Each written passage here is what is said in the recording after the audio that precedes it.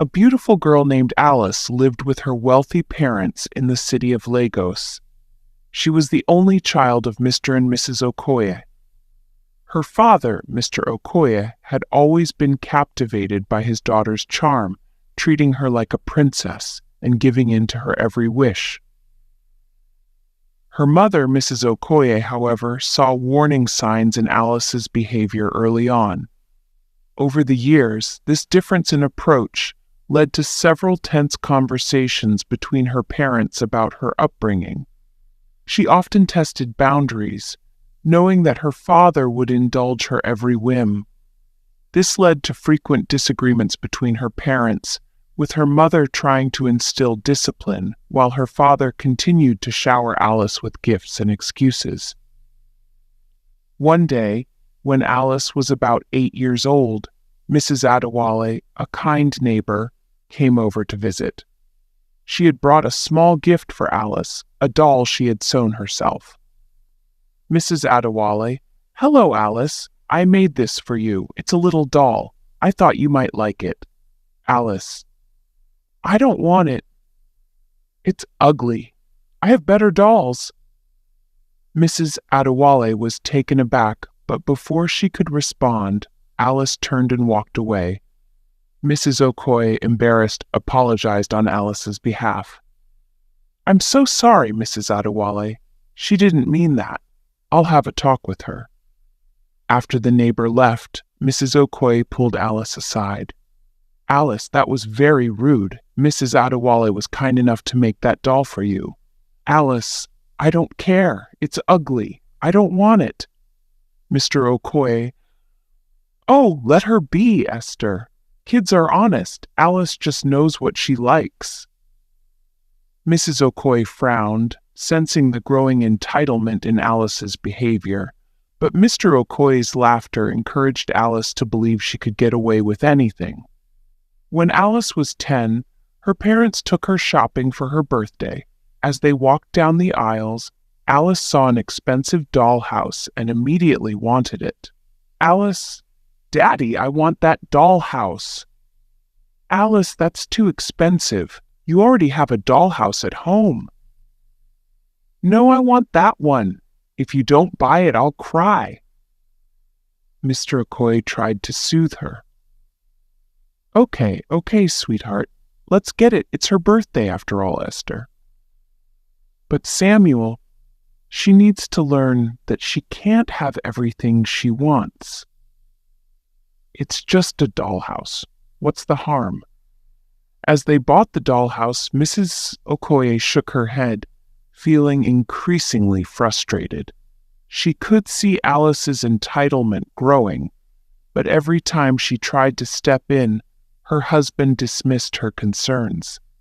This taught Alice that throwing a tantrum could get her whatever she wanted. By the time Alice reached her teenage years, she had little respect for authority and didn't care about household responsibilities. One evening, as her mother tried to get her to help set the table, Alice responded with indifference. "Alice, come help me with the table, please." "Why should I? That's boring. Can't the maid do it?" "Alice, it's important for you to contribute. It's just setting the table. It won't take long." "I don't want to. Besides, Dad says I don't have to do chores." Just as her mother was about to respond, Mr. Okoye walked in. "Esther, it's fine. Let her be. She'll have plenty of time to do chores when she's older." Mrs. Okoye sighed, feeling that her efforts were in vain. Alice learned that she could avoid responsibility and ignore authority with her father's support. At school, Alice's behavior was no different. She often talked back to teachers and ignored rules, confident that she could avoid consequences. One day, her teacher, Mrs. Bamidele, called her out for not turning in an assignment. "Mrs. Bamidele, Alice, this is the 3rd time you've failed to submit your work. If you continue like this, you'll face detention." "I don't care about detention. My dad will just tell the principal to let me go home." "Alice, that attitude won't help you. Respecting rules is part of being a responsible student. Rules are for people who can't make their own. My dad says I can do whatever I want." Word of Alice's attitude soon reached her mother, who was again frustrated but felt powerless as Mr. Okoye refused to believe his daughter could be in the wrong. One evening, Alice brought a guy named John to his father's house in the absence of her parents, and the neighbors could hear her scream in pleasure. That evening, the neighbors told her mom. After hearing the complaint about Alice from the neighbors, Mrs. Okoye finally confronted her husband directly. "Mrs. Okoye, Samuel, this is enough. You're letting Alice think she's above everyone else. Even our neighbors are noticing her rudeness." "She's just confident, Esther. That's a good thing. She won't let people push her around. Confidence isn't the same as entitlement. She doesn't respect authority, ignores responsibilities, and now even her teachers are complaining. If we don't guide her, she'll grow up thinking the world owes her everything." "Esther, you're making this bigger than it is. Alice will be fine. She'll learn as she grows." "She brought a man to our house, and they made out. The neighbors heard her screaming." "That's not true. They are lying. I hope you don't regret this thing you are doing. Samuel, I'm worried we're setting her up for disappointment. The world isn't as forgiving as you are." Despite her mother's fears, Alice continued to believe that she could do as she pleased. She had little regard for rules or respect for others, convinced that her father's love and wealth could shield her from any consequences. This attitude carried through her teenage years, eventually shaping her approach to relationships and responsibilities as an adult. These early experiences set the stage for Alice's entitlement and disregard for boundaries during her NYSC service. Her habit of dismissing authority, ignoring boundaries, and seeing others as tools for her own amusement led her down a path that would ultimately backfire, leaving her to face consequences for the first time. After university, Alice was posted to a secondary school for her National Youth Corper program. Arriving at her NYSC posting in a modest town, Alice initially saw her assignment as beneath her, a temporary phase. She was never committed to her teaching assignment. She would come to school late and disrespect the permanent teachers. Alice enjoyed the admiration her city background gave her and carried herself like a queen. She didn't associate with her fellow Nysc colleagues. 5 boys in her class named Obi, Mike, Joseph, Ben, and Tola caught her attention. They seemed captivated by her confidence, and she used this to her advantage. Alice started developing feelings for the 5 boys. She thought of what she will do to them in private. "They are so fresh and full of energy," she said to herself. "I will enjoy them young," she thought as she smiled to herself. Obi, a quiet but thoughtful student, was the first to catch her eye. She noticed him lingering after class one day, and she took the opportunity to talk to him alone. "Obi, you're different from the other boys here, aren't you? You have this mature air about you." "Thank you, ma'am. I don't know what to say." "You don't have to say anything. Just remember, you're special. You stand out, and not everyone can appreciate that." Over the next few days, Alice continued to compliment Obi, making him feel like he was someone she trusted.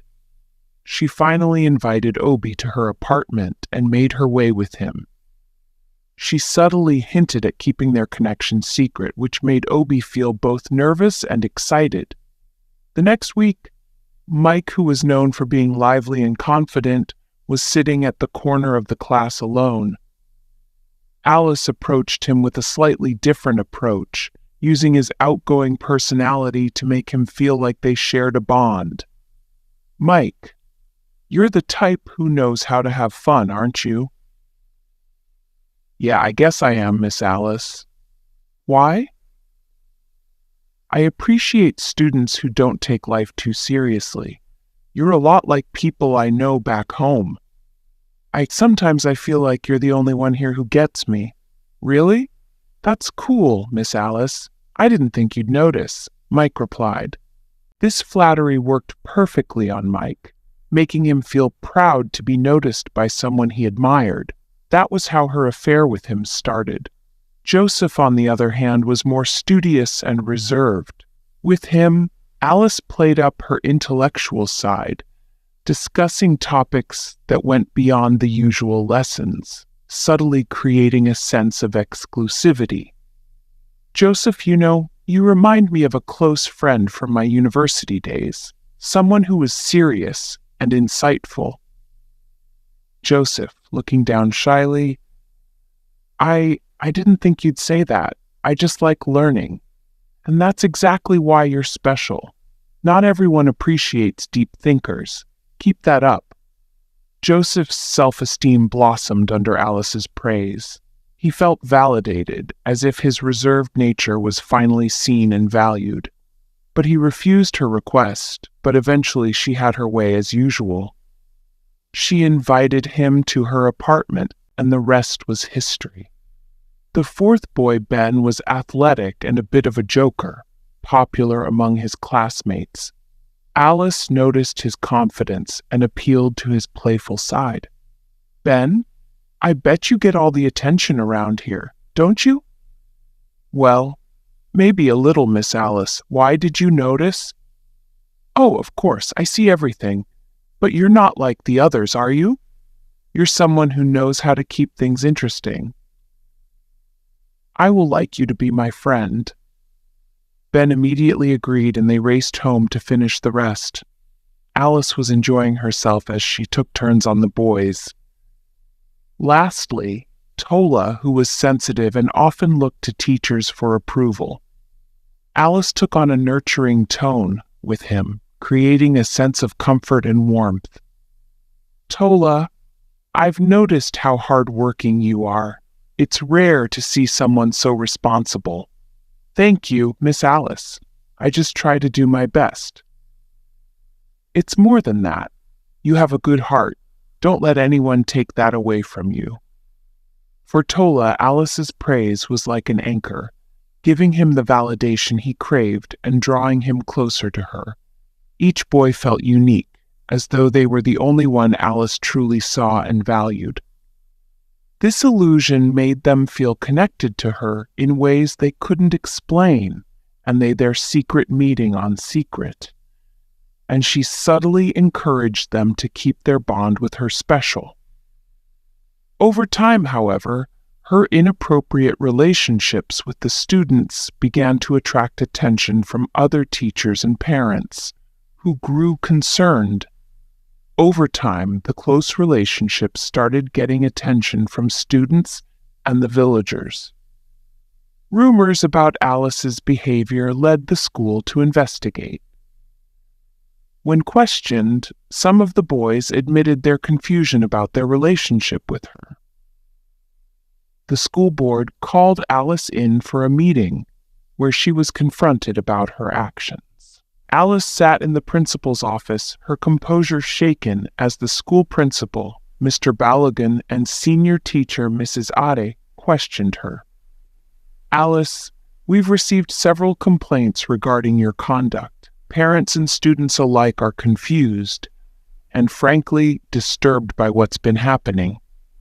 I'm innocent. I didn't do anything to them."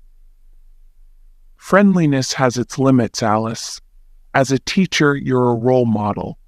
What you did crossed boundaries, and it's left these students struggling with feelings they don't understand." "I did nothing wrong. You all should rest, please." The 5 boys were brought into the hall and they testified against her. For the first time, Alice understood the weight of her actions. She had been so focused on her own sense of freedom that she hadn't realized how her behavior impacted others. Her confidence faded, replaced by a sense of shame and remorse. The school reported her to NYSC headquarters, and she was dismissed with immediate effect. Upon being dismissed from her NYSC post, Alice returned home to face her parents. This time, her father couldn't shield her from the consequences. Alice returned home in shame, her mother's expression stern but calm, her father visibly upset. She braced herself for the conversation she had always avoided. "Mr. Okoye, Alice, what happened? We raised you to carry our family's name with pride. This is not what we expected from you." "I'm sorry, Dad. I thought I was in control. I didn't realize what I was doing."